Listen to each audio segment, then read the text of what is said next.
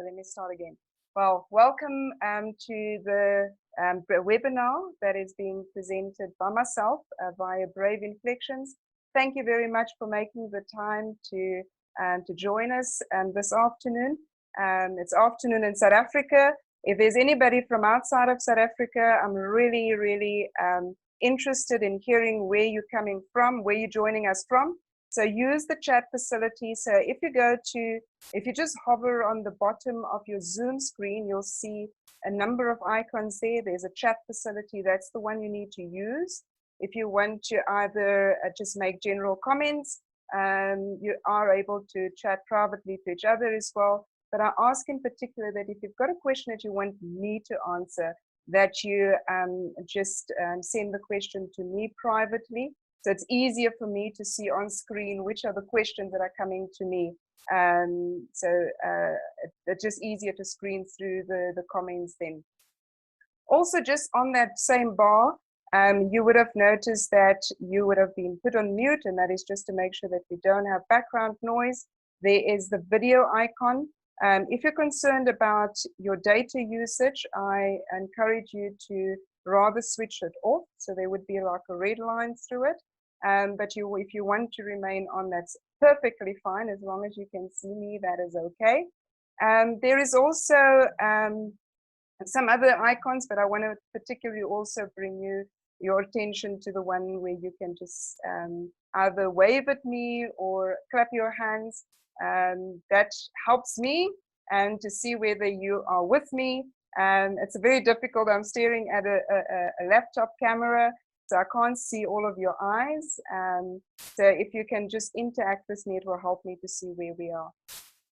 So I'm pretty sure that all of you are feeling to a lesser or greater degree anxiety. We are in unprecedented times, and which is part of the reason why I decided to put this webinar together. And this is just an extract from one of my training programs, just to help people to start to think about the things that they may not already have started thinking about. So I hope that each one of you will take something from this webinar that will help you to take back to your organization and make some changes where you need to make some changes. Of course, it is not completely comprehensive, covering everything, because we only have an hour. I have chosen the elements that I thought would be salient at this point in time. I'm going to jump right in. So the first thing that I want to do is just to talk to us about where we are as humanity, right? So, because when we're talking about leadership and we're talking about leading, we're talking about leading people, right? Not managing things, we're talking about leading people, right? So humanity has come through different ages. We've moved from the Stone Age to the agricultural age. Where we are now is the industrial age, and we've gone through different phases in the industrial age. The one is the manufacturing sector, the service sector, and the knowledge sector. But we have, and every time we've moved from one age to the other, we've gone through a social disruption. And that disruption can be very difficult for some people to handle, others a little more smoothly. And in some cases, you would find, depending on where the country is at, living in all of those phases simultaneously. But every time we've gone through a change, we've gone through social disruption. And that social disruption could be significant, as I said earlier on. But where we are now is what we refer to as social chaos. Because we're dealing with not just pattern changed, or we're no longer in a stable environment where we, in the past, there was a slow pace of life, right? So, for example, my grandmother, when she was a child, her grandmother could quite easily predict more or less what her life would be like, and she would have been fairly accurate. Right? Today, you have a lot of different generations seeing the world very differently, because they've lived through frame-breaking change within the context of their generation. Right? So what does this mean in terms of this chaotic environment and having to steer people through this environment, which is not an easy environment to steer through? So I'm going to deal with some of those things as I go along. But I wanted to bring this slide up first, just to to get us all on the same page, at an understanding that we are not just in another social disruption, but actual social chaos. And there's a lot of things that add to the complexity of change, right? So there's the type of change, and when we talk about the type of change, there is a continuum from incremental change to frame-breaking change, right? So incremental change is when you're making small tweaks, and I know that I've seen one or two of you come on, and I recognize some names or internal auditors. So when you're making raise findings and you make recommendations for the organization, your recommendations may end up in a tweaking happening within the organization, which we refer to as incremental change. Or it could be on the other side where it's frame-breaking change, and frame-breaking change means that significant parts or the whole organization are changing. And this is where we're finding ourselves at this point in time, where the majority of organizations are going to find themselves in frame-breaking change. And we're not even halfway to that point where we're going to see the effects of what is happening at this point in time. Then there's a velocity, it's a speed of change, right? And where we're sitting with us at this point in time with the pandemic is a great example of change that happened very fast, right? So when the president in South Africa made the announcement that there will be a lockdown, people were given 2 days to sort themselves out. Right? So organizations had to very, very quickly change mode and make sure that the organization is still operational. So the direction of change, which way is the change taking us to? The unpredictability. And we're right now where we're sitting now, there is so much that is unpredictable.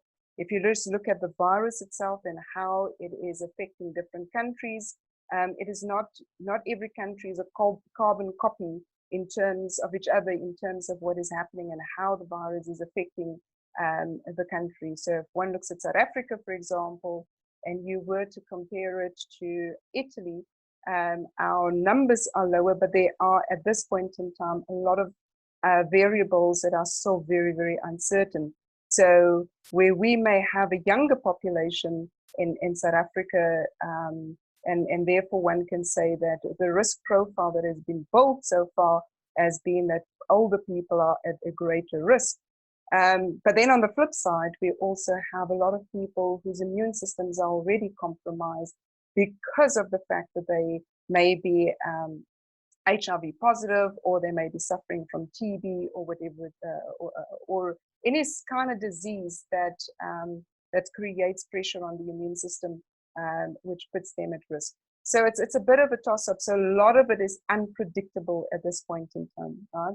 So there's uncertainty around the scale of the impact. And one of the things that really, really concern me at the moment is that if I look at it, and it's not just here in South Africa, I've seen it in different places in the world as well, is that a lot of people don't really think about the long-term impact of what we're experiencing now.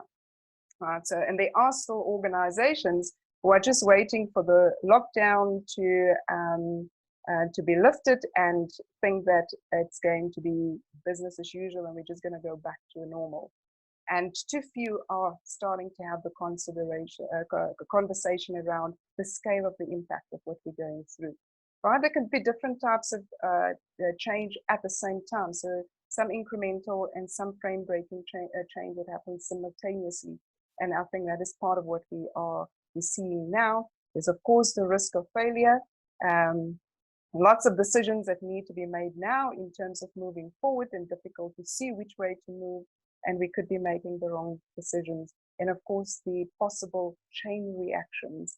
So if one looks at all of those components together, it is important that one understands that we cannot underestimate the complexity of what it is that we're dealing with. And if we underestimate the complexity, we're going to fail the people that we have to lead through the process, right? So it's understanding the factors that shape our reality. What is in our face at the moment is the pandemic, of course, and everybody is concerned about the pandemic. But everything else that also shape our reality are still in play, right? The pandemic could spread as fast as it did because of globalization. but what is happening with globalization? How are things going to change when we come out of this? The evolving socioeconomic and political context. The one thing that the virus has done very, very, very clearly is that the very stark contrast between the haves and the have-nots. In the South African context, the gap between the inequality gap between those who have and those who don't has just been, the spotlight has just been, it's always been there, but the spotlight has been put on it. The differences in the inequality between countries, the wealthier countries and the countries that are less wealthy, very, very starkly in focus at the moment. And we've got to start thinking about, what does that mean? How is it going to change things going forward? The shifts in global economic power, with a lot of with a lot of countries currently going through a process of having to bring in stimulus packages and having to deal with significant impact on the economy. Is there going to be a potential shift in the global economic power? The change in consumer behaviors, the shift in it. So we need to keep an eye. I'm not going to go through each one of them in the interest of time, but we do need to keep our eye on where the pandemic is taking us, but also understand the other factors that shape our reality are not just going to disappear overnight. Right? So if one looks at water and food scarcity, for example, it is something that we've been warning about for a while, but this situation that we find ourselves in is one of those that will have a knock-on effect. Right? So what does it mean? So we need to ask ourselves the question, what does this mean for our organizations? How will it impact on our organizations as we're going forward? Right? So the black swan has arrived. I've spoken to lots of people, and I think the consensus is that although there had been warning signs, governments had been warned by scientists, and a lot of especially I think the bigger organizations have taken the possibility of a pandemic into consideration. But in very few cases do I think have organizations really thought about the scale of the impact, what it would mean for the organization itself, not just within the context of the lockdown, but also thereafter. Right, so I'm not going to explain what black swan is. I think you all should be aware. If you need to get some more information about that, just Google black swan. There's a lot of information on the internet around that. So I think to a large degree for leaders, it's now about walking into a maze with moving walls. It is the inability to see exactly how things are going to pan out. So it's going to be by trial and error, moving forward, leading through this maze, but also understanding that we're now dealing with moving walls. And the difficulty here is that we can't with absolute certainty say to the people we are leading, this is exactly what is going to pan out. Right? Because you may be locked down in one particular direction and then find that the walls are moving and you need to change direction again. The COVID-19 virus is a very, very good example of how quickly the walls can move. As the information is coming out, we're starting to become, as the information becomes clearer to us, as the researchers are able to give us more information, we see how things move, right? So, for example, at some point we were told, don't wear masks. And then we were told, yes, no, do wear masks. You know? So it can be very difficult, but the reality is we need to, and those who are in a leadership position need to understand we're walking into a maze with moving walls. We need to lead people through this maze with these moving walls. And therefore we need to make sure that we have the right mindset, that we're doing the right things so that we can lead them through this without allowing the organization to collapse under us. Right? So many would feel like a deer in headlights. You know, you're talking to different people and you hear different responses. I think that the deer in headlights effect, which it comes in phases. And those who are able to see further and understand at least a fraction of the potential impact would have been hit earlier by this, oh my God, what are we going to do? Others are going to come in later when they start to realize how big this thing really is. So key question is how your team responding. So for the person who's sitting at the top, those who are in CEO positions or in C-suite positions, very important to take a step back and really look at the people reporting to you and look at how they are responding during this crisis. And I'm going to talk a little more as I go along in terms of what are the human responses that you should be expecting. So if you're in a position where you've got to provide assurance, for example, so internal auditors may find that they can't audit what they plan to audit because things have shifted and shifted so fast. So the question is, as you're adjusting your audit plans now, what are the kinds of things that you should be focusing on? Right? So a very key issue, I think, is to look at whether the leadership are dealing with the situation appropriately. Right? So how is the team responding? And this is where we really need to observe. We can't put our heads in the sand. The world, as we know it, is changing. Right? As I said earlier on, I am very concerned about the fact that there are a lot of people who tend to think that it will be business as usual when the lockdown is lifted, that we will go back to that we will eventually go back to our normal lives. But a lot is going to change. Whether that push is going to come from outside or whether the push is going to come from inside or a combination thereof, we need to understand that it is going to change, and that is where we need to start off with. So it's not just about business as usual and making sure that we stay on top of things that are happening now, but also, and I'm going to expand on it a little later in the webinar as well, where things are going. Right. So in the middle of the crisis, how do we cope? One thing, especially in your bigger organizations, and especially where the leadership is used to making decisions at the top, one of the things that has to shift is dividing the work. Because we're in unprecedented times, and it is important that we understand that nobody's got all the answers, right? So we need to start to look at how do we ensure that all the aspects that we should be focusing on is being focused on. Right? So some need to lead the battle in the trenches, right? So in some cases, there's blood on the floor already. Right? So EdCon, for example, a South African organization, is already, as soon as the lockdown was announced, we also heard that EdCon may be closing its doors, right? So real battle in the trenches, and some need to lead that because these are the serious things that are happening to people.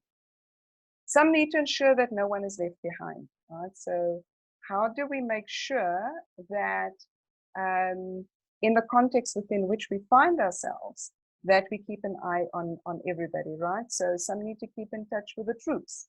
And I just having spoken to some people, the sense that I'm getting is that there are a lot of people in leadership positions who are not thinking about how this is affecting their people, right? And of course, it's normal that when you're going into chaos, that you would be focusing on the emergencies, the urgent matters. But it is important that we think forward as well, and that we need to think about what is happening to our people, how are they coping, and not just looking at it from the perspective of the performance, right? Because that is important, but we also need to look at the well-being. So keeping in touch. Who's gathering real-time intelligence in terms of what is going on out in where the country is going, where the world is going? Your people are literally lapping up a lot of fake news, conspiracy theories are galore at the moment. So how do you ensure as an organization that your people are fed with good information, and doing so real time, so that you don't find yourself as an organization with a workforce that is running in the opposite direction where you need them to run to, right? So some need to plan navigation through the maze and keep business as usual. BAU stands for business as usual. But at the same time, we need to work on a strategy in terms of how are we going to adjust to the new normal. So if you're not at the top, but you're in an advisory position, one of the questions that you need to start posing is, has the leadership had enough conversation around what the potential new normal is going to look like, and how are we going to move from where we are to that new normal? How are we going to adjust? And then what are the potential future realities that we need to keep our eye on? And then in particular, also very important, I think, that we need to make sure that we look at who may be wounded and how are we looking after them. What is it that people remember in terms of how the organizations looked after them? We need to make sure that we keep our stakeholders informed. Who are the stakeholders, and make sure that we understand that transparency is key. It is much better to be transparent and give information timelessly than to regret it afterwards, right? And at the same time, of course, there are lots of opportunities in this as well. So if you're going to stare yourself blind against the crisis, and everybody is going to only focus on being in leading the battle in the trenches, we are going to miss out on some opportunities. So if you are in an organization where you have enough people, divide the work, and you need to look at how do we divide the work, right? So don't try and keep everything at the top. Gets your people involved in the conversations. And you can, especially when it comes to those who would keep in touch with the troops and bring the information back to the organization, that doesn't have to be the CEO. It doesn't have to be people who are sitting in the C-suite, right? So everybody understanding that we are actually in the same boat, right? So there's a difference between being in the same storm and being in the same boat. And then at the same time, also making sure that we don't make matters worse in our actions. So if you're a smaller organization and you say to me, well, Cordell, there are so many things on this slide that needs to be done. I don't have so many people. Well, then at least make a list and start to think about prioritizing and tick off the boxes as you go along. Because the one thing that you need to make sure of is that you survive, that the organization survives, and that you don't leave too many casualties behind in the process. Right, so multidimensional view, very important. Most of you would have heard of the fact that we need to move fluidly from hindsight to insight to foresight and backward again, right? So think in an integrated manner. So hindsight, what are the lessons that we've learned? And we've all learned some really serious, heavy lessons. Very few organizations were ready for a lockdown and an extended lockdown, right? Do we understand the patterns that have led to where we are? Because if I look at organizations today, some are coping better than others.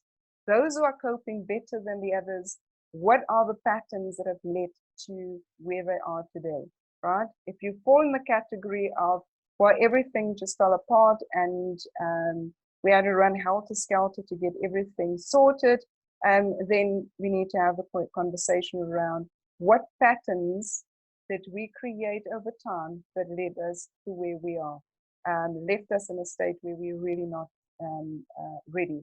Have we identified the gaps, and have we closed the gaps? In terms of insight, the current situation, looking at the data that's in front of us, but making sure that we keep in contact with those who can give us the relevant information that we need in order for us to survive through this. And then, of course, foresight means that we've got to keep on looking at the environment. We need to connect the dots. One of the things that we've seen, especially in South Africa, but not just here, is that very few organizations actually does scenario planning. If there's any time that you need to focus on scenario planning, it is now. Because we're in such an uncertain waters, it is very difficult to predict how things are going to go. So your organization should be working on different kinds of scenarios that may play out, and what does each one of those scenarios mean for our organization? Look at it from the perspective of people and culture. So if one looks at people and culture, what is it that we expect from our people when they get back from lockdown? And lots of things would have happened whilst people are in lockdown. Remember, people's worlds have been turned upside down. How does that affect the culture that we want to see, and where is it going to move? The strategy and the business model, do we need to revise that in relation to the potential scenarios that may play out? Our processes and our structures, do we need to make adjustments to that in terms of the scenarios that we see playing out?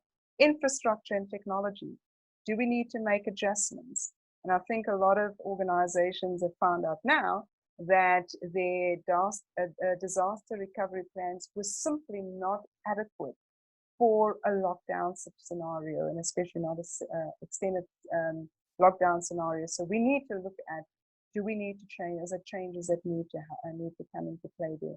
Our financial models, following our strategy and our business model. In each one of those scenarios, it would play out differently, right? So, and if we've got that, our customers and our suppliers, what are the scenarios that may play out there as well? Now, I'm going to touch on those in a minute as well.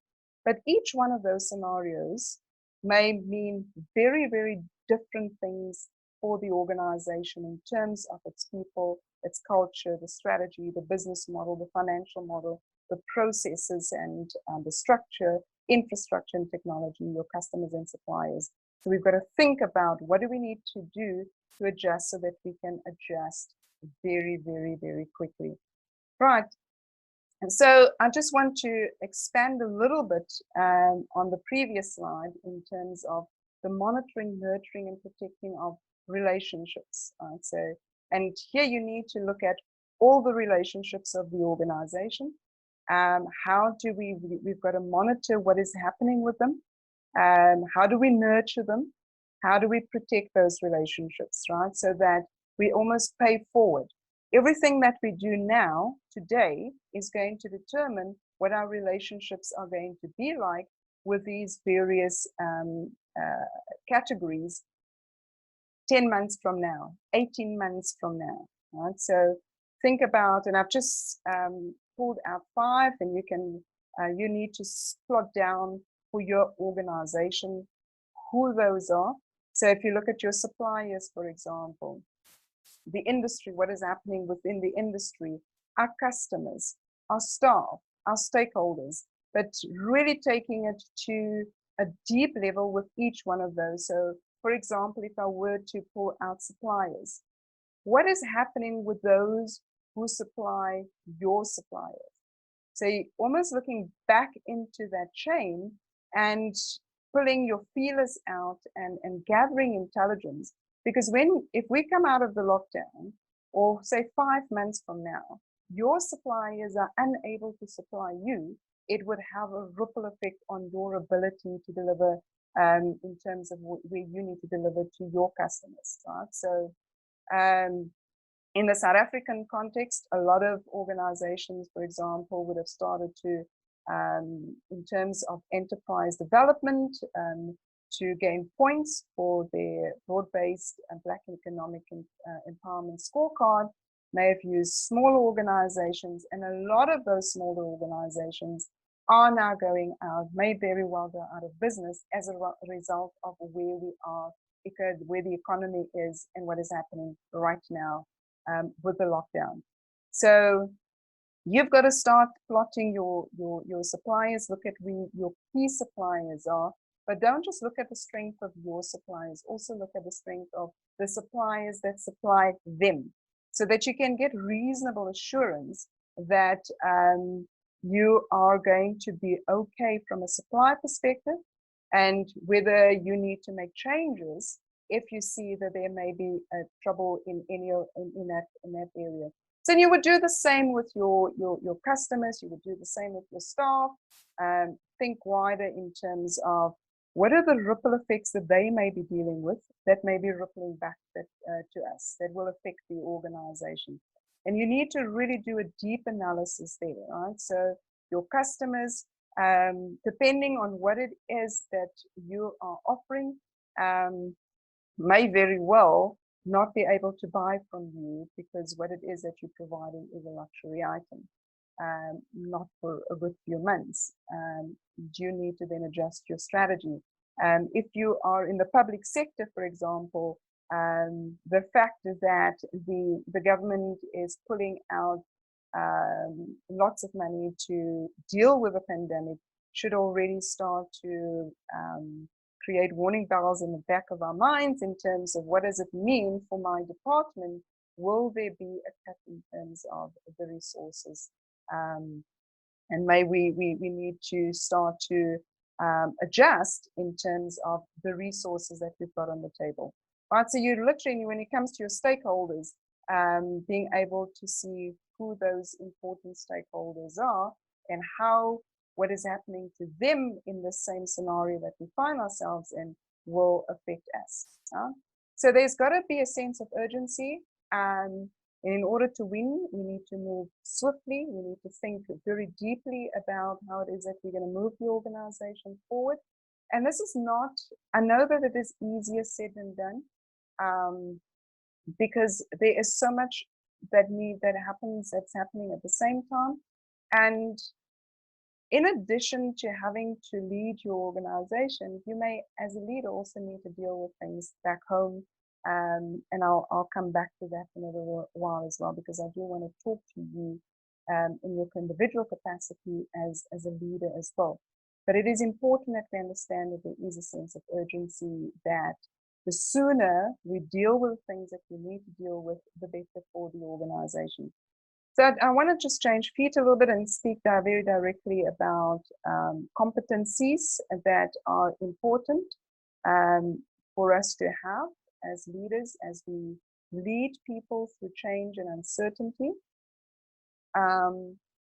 The first one that I want to just talk about is purpose. And it's very important that we understand that when our people are going to come back to the office, it is going to, for most of us, it's going to be a little bit like herding cattle, or cats, I should say. It's like herding cats, right?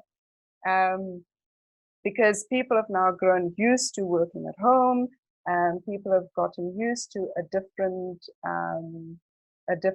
pace at home, and now having to switch back. In some cases, you may find that organizations may make the decision that people will carry on working from home. I think it's going to shift for a lot of organizations where it is possible. But how do you then hold everybody together? How do you make sure that the culture of the organization remains a strong culture? And here, purpose is really, really, really important. It is the glue that holds everything together. And I want to make use of a snowflake as an example of what I mean when I talk about purpose as an analogy. So if this is what a snowflake looks like, if you look at it under a microscope, this is one snowflake. Snowflakes don't look alike, so they all create their own patterns.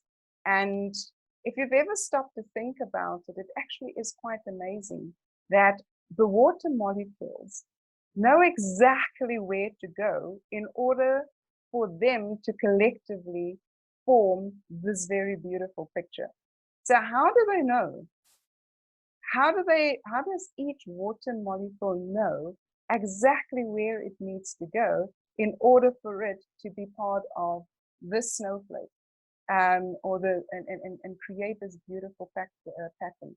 They refer to the strange attractor. Right? So if one brings it, so that strange attractor essentially gives the message to each one of those water molecules in terms of exactly where they need to go. And that's how the pictures are formed. So in the midst of chaos, what brings everything together is purpose. Right? So if every single person in your organization have a very clear understanding of the purpose of the organization, and we're not talking about just the strategy of the organization or the vision of the organization, but what is it that this organization exists for? And we have to ask ourselves the question, are we very clear in that message? And does everybody understand that message? Does everybody understand what the purpose is? Because if everybody understands the purpose, and in the midst of the chaos, people will intuitively know what to do, of course, within the context of having been trained. And I'm going to come to that as well. But it is important that you understand that the purpose is the glue. So key question that you need to ask is, what is the purpose, and are we very clear with everybody in terms of what the purpose is of this organization? Before I go to the next slide, I just want to remind you, if you've got any questions that you want to pose, if I've got time at the end, I'm going as fast as I can. I will answer some of the questions, but please use the chat box. And once again, let me also just remind you, if you send the message to me privately, I will see it on screen. I will read it out to everybody else, but it just makes it easier for me to see when a question has been posed to me, as opposed to having to work through all the chats. Right, so purpose, very important. The second competency that I think is very, very important, and not second in terms of second best, but this is, I'm not putting them in a hierarchy. I've just chosen the ones that I think are most important at the point that we find ourselves in, is to lead with empathy. Right? So your ability to lead with empathy means that you have the ability to recognize where people are, that you're able to look through their lens. Right? So we all look at the world differently, through different lenses, and that may have been, the lens is shaped by our background, where we come from, and so forth. Right? So recognize that people respond differently. They respond to change differently. And we need to be attuned to their feelings and be sensitive to people's needs. And here the fine balancing act, of course, is going to be is like, how do we decipher between what is a real need, and of course, you're going to have some people who just need attention, right? And it is a fine balancing act, but it is really important that during this time, the leaders lead with empathy, and visibly so, right? It is not just in what we say, it is in our actions. So I'm going to ask the question during this lockdown, how the leaders within your organization, how often has there been communication with the people, not about the work and whether the work is done, but about where they are at and whether they are okay. Right? So we need to understand the human response, because your people are all at different phases at the moment. We respond differently to the change, as I said, but when we're going through a loss or a significant trauma, because we are collectively going through a trauma, we move from we were stable or fairly stable, despite the fact that we were dealing with some issues in our country and in different countries in the world. Then suddenly immobilization, because now everything has been disrupted. And people then may find themselves feeling angry. They may go through denial first. No, this lockdown is only going to be 3 weeks. We're going to be okay after this. Everything will go back to normal. Right? So we go through denial. And then we start to realize, hang on, there's an extension to the lockdown, and things are now changing. hang on, and then people may start to respond in anger. Thereafter, they may want to go through bargaining. How do I bargain myself out of this? So make sure that I'm okay coming out of this. We may go into depression when we realize that our bargaining is not helping, right? And then realizing that we now need to adjust to the new normal, we can test the new environment, and then it gets to a point of acceptance. Right, so what we want to do is to move our people very quickly to a point of acceptance. But we need to understand that people do go through this curve. And sometimes people move from one to the other. So there may be, at this point in time, there can be a lot of them angry and some depressed, and some of those who are angry now may move down to depression, and the others may go back to denial, right? So this is why it is so important that we keep in touch with the people and understanding where they are. At this point, I will just mention that I had an interview, and if you go to the website, Brave Inflections' website, you will find, I think it is under the boot camp, leadership boot camp, leading from the middle. I did an interview with Lenore from UiPath. UiPath has made available a one of their it's called to the robotic process automation. That is what they do. But they've made available some of their resources free of charge during this period that can help organizations to stay in touch with their people, right? So especially when you're in a bigger organization dealing with lots of people, you may need to look at how can technology help you to deal with getting the responses from the people, right? So understanding where people are at. Right, so the ability to communicate until understood, that also means that you need to have feedback loops in place so that you know that you actually are understood. So what are the key messages that need to get out?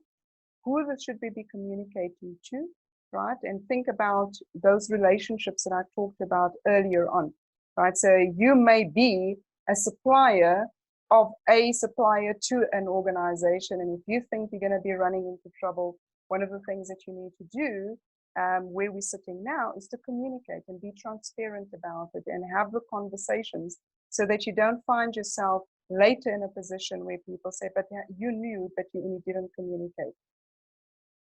Build credibility with your people through integrity, consistency, and transparency. I mean, these are all common sense things, but I do want to just pause on consistency for a second. When we are in a maze with moving walls, it becomes very, very difficult to be consistent in terms of what it is that you tell people. So important that we say to people up front and help them understand that we're in a maze with moving walls, and therefore what is a solution today may not be the solution tomorrow, right? So people will then eventually, it's the building of trust. What is at the center of trust? That people know that you will always work in the best interest of the greater good and the best interest of the organization. Right, so business agility. Agility is one of those words that we've been bandying about quite significantly, but it is important that we look at it from the perspective of leadership flexibility. Key question that we need to ask now is how flexible is our leadership, our people?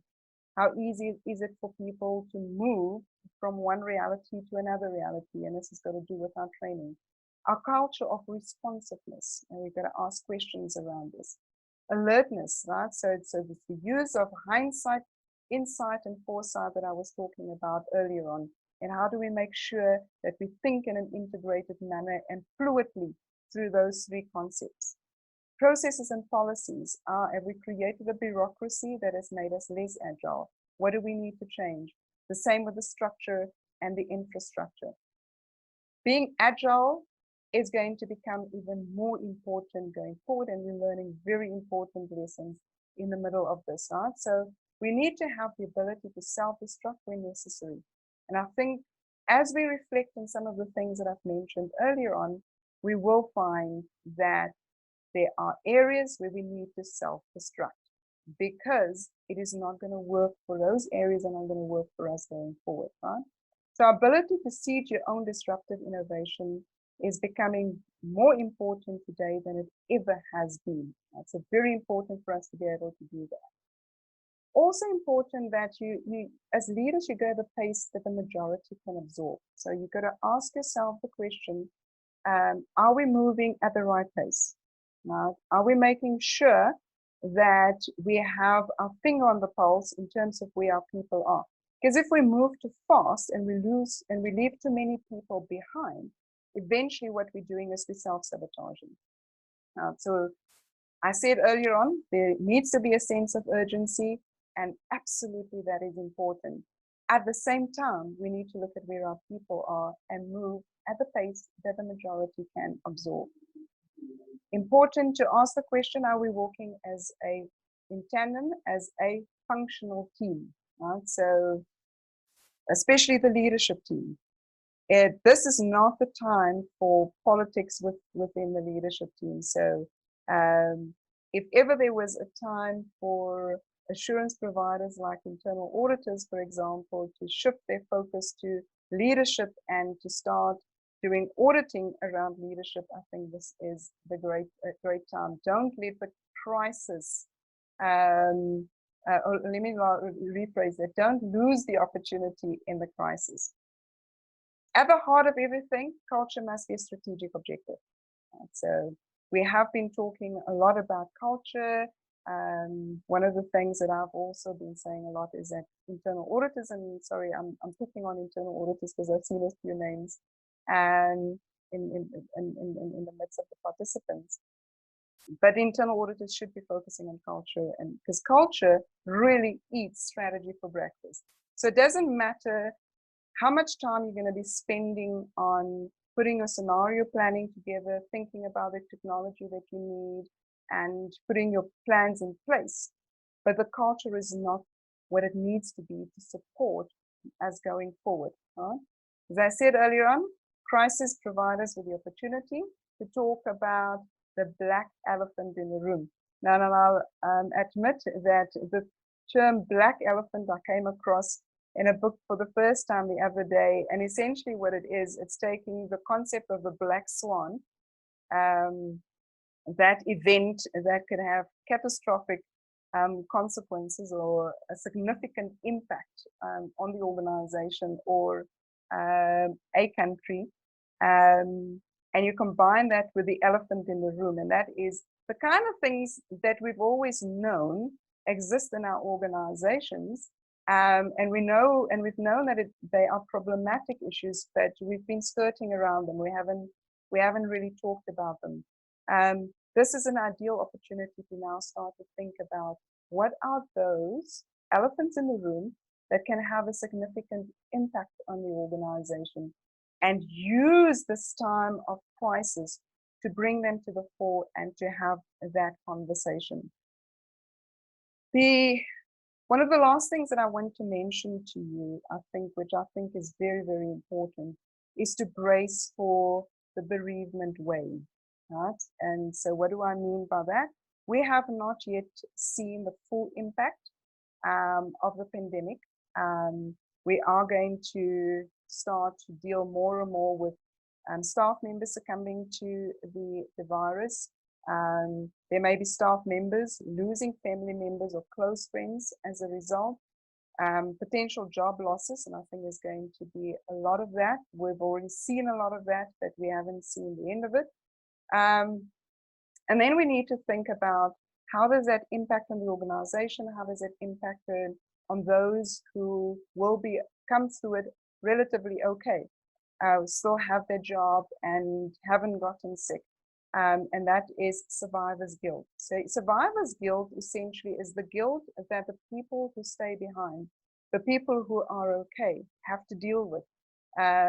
If you see somebody else lose their job and you still have your job, we underestimate the psychological impact that has on us, it has on our psyche. So you need to start to think about How is this going to impact on our organization? And what do we need to put in place to make sure that the impact thereof is minimized, right? So brace yourself for that. Don't put your head in the sand. So the seeds that you're planting now is going to manifest later. Right? And that is the question that you need to ask as leaders. What are we planting now? Are we nurturing our brand, and how are we doing that? What will you be remembered for after the crisis? How you act now is going to significantly impact on the organization's image.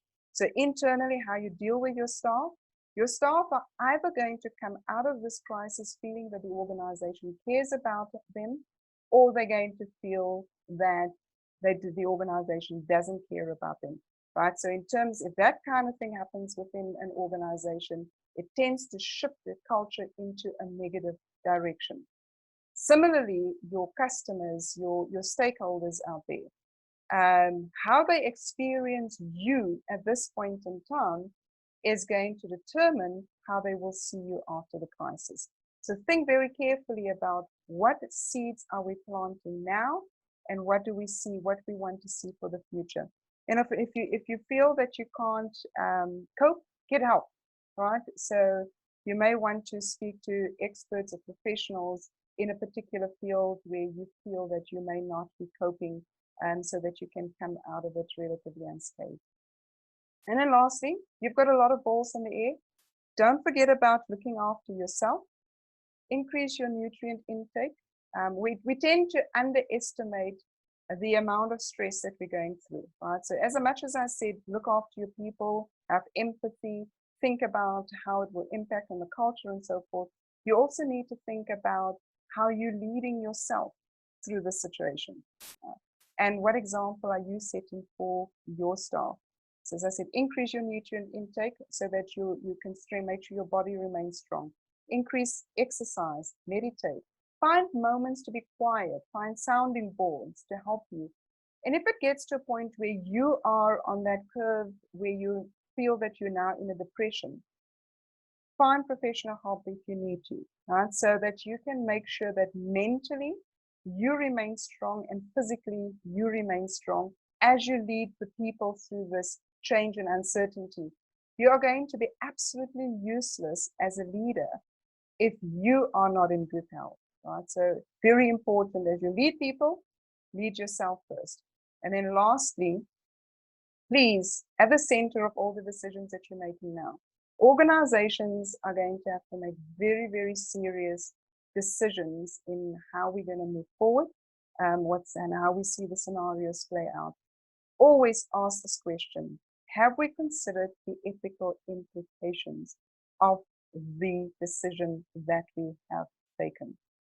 Have we considered the ethical implications in terms of the actions that we're taking now? Have we considered the ethical dilemmas? And are we certain that we've really teased out those dilemmas? And if we have to choose the lesser of two evils, why that is the lesser of two evils, and how are we going to minimize the impact of that decision? It is inevitable. There are going to be ethical implications in what it is that you decide, whatever direction you decide to go. But please make sure that you consider ethics and all of that, right? Because it's about long-term sustainability. We live in a historic event. What will your contribution be? Right? So it's not just about your organization, but it is about how your organization stand and your organization's impact on the broader society. Whether you're in the private sector or in the public sector, your actions, your decisions will have an impact. What will your contribution be? And always ask yourself this question: how will future leaders judge our decisions? Are we making sure that we're making the best decisions that we could in the current circumstances that we find ourselves in? So just lastly, before I go to the questions, just about brave infections, essentially focus areas: strategic advice, culture turnarounds, facilitation, training, executive coaching, conference keynote, and particularly in the areas of leadership, governance, ethics, culture, is building strong teams. And with that, I thank you. Let me just quickly go to the questions and see what questions there may be for me. Right, so Claudel, faced with the reality of a significant number of businesses facing business failure, and the only mechanism might be to retrench outright to save a few jobs, or alternatively across the board remuneration cut. How do you specifically advise on the way forward to avoid a total destruction of our community fiber? Yeah, thank you, SmartRec, for that question. It's a very, very important question, and I think we are all navigating through this and not quite knowing what the end result is going to be. But firstly, I think as leaders, it is very important that we remain transparent, that we communicate very openly. If we get to a point where there is no other option but to retrench, to make sure that people can clearly see that you have done everything in your power to avoid that from happening. So we've already seen that a number of organizations where the C-suite have taken a cut in salary to help avoid that kind of situation taking place. So I think leaders would need to show very clearly that they are leading by example and that they're leading with empathy. How you communicate that, I think, is very, very important.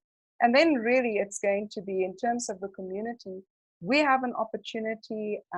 If I were to talk about the South African context, earlier on I was talking about the inequality in the country. It will only widen if we're going to carry on business as usual. And here I think one can start to show leadership in terms of how do we help other individuals so that we can start to reverse that out.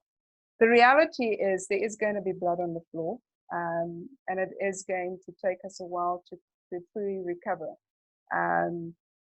The one thing that I think will break us is if we have the inequality gap widening and people are growing hungry, because those are the ingredients for for unrest, I think, for a revolution.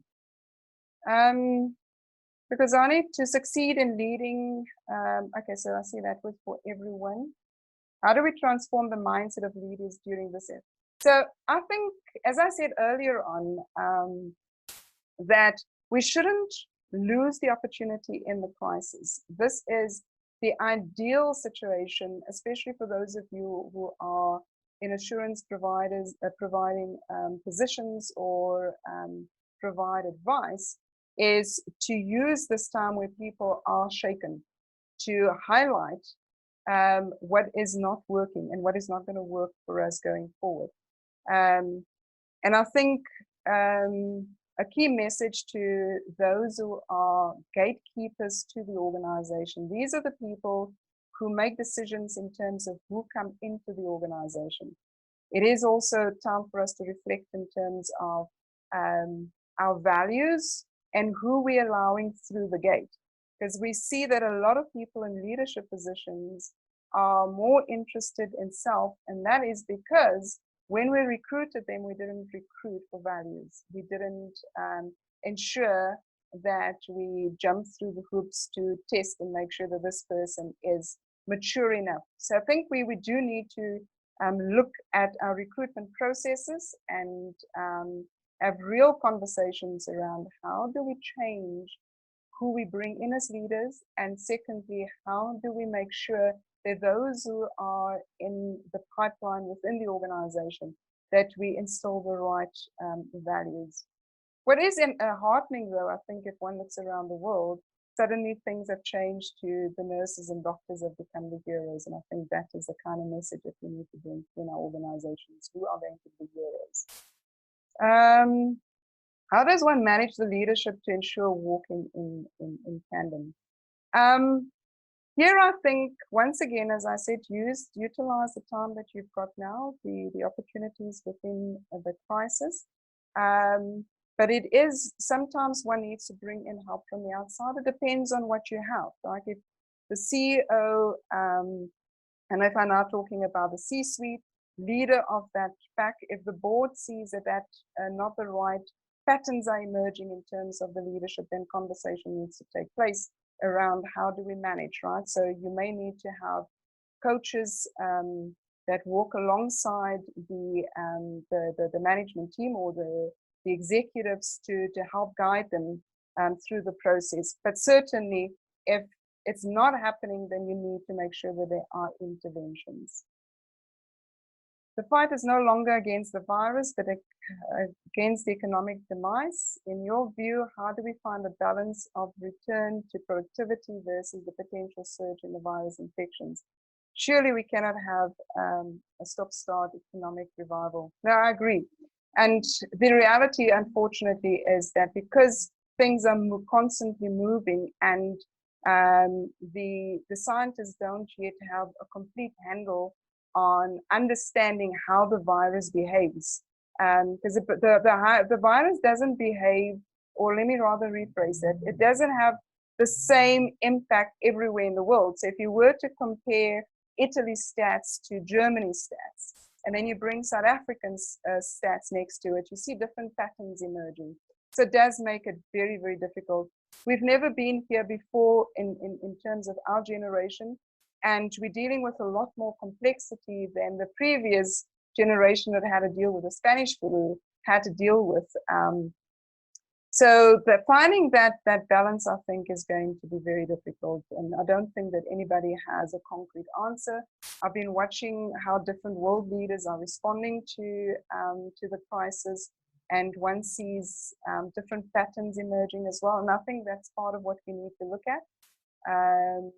Really, it is about having what I refer to when I talk about vision. I talk about your ability to see. So to keep your eyes open to see what is happening around you, and to keep on moving with that moving target. I think at some point we're going to need to make very, very hard decisions around whether at what point we open the economy, because you also can't have people dying of starvation, and we can't keep the economy in lockdown indefinitely. So this is a thought. COVID-19 is an accelerator of the current elephant in the room. It could be, and it really depends on where you are. I think that in some cases it is actually, depending on the leadership, it is driving the conversations in the right direction. I think here we need to all ask ourselves the question, as a leader in my organization, how do we, how do I contribute to moving the conversations in the right direction? So who are the influencers in the organization that I can influence if I can't orchestrate change directly myself? But we are over time. What I'm going to do, so I'm just looking at the last questions. Right, so I'm going to answer this last question and I'm going to end here because we are over time. How do we balance work, deliverables, and leading with empathy? I don't think there has ever been a time for our generation to dive deeply into ourselves and to ask ourselves as the question as leaders, whether we see people or not. The one advantage I think that we have in South Africa is, I think our diversity can sometimes be a curse, but it can also be a blessing, in that it forces us to see people around us. We now need to make sure that we expand further in terms of being able to see people. Ask yourself the question, right? So here's a list of my staff, the people reporting directly to me. In each one of those shoes, if I were to put myself in each one of those shoes, what is it with the picture that I will see? That helps you to become more, to have more empathy. One, of course, needs to then you need to coach and see how you move your people forward. Some are going to need a little help than others, which brings me back to what I said earlier on. You've got to look after yourself first. Make sure that you are in good enough shape so that you can help the others. Thank you very much. I'm going to stop there.